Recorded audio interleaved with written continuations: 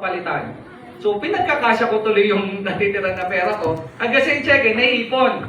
Kunwari, isang buwan na, ang una kong pinapapalitan, yung first week. Gets mo? Ngayon, nadadagdagan ulit, 2 months na. Yung second week, ang papapalit ko. Kasi hindi ko naman kaya ubusin yung 50k isang buwan eh. So, hanggang sa nagpatong-patong, hanggang sa umabot po ng 4 na buwan. So, ito po yung check, pa-play natin. Ayan po, binawalan ako mag-video sa bangko pero matigas po yung ulo natin. So patago po ako ng video dyan.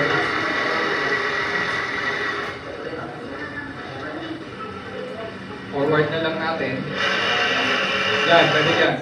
Ito po yung resibo. Total niya is 1,211,000. 2 months.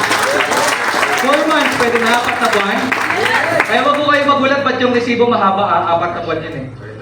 So ito siya. Ayan. Gawin na ba? Ngayon ito tanong ko. Ilan na lang po ang makikita nyo na may oras at may pera? May mamimit kayo, may pera.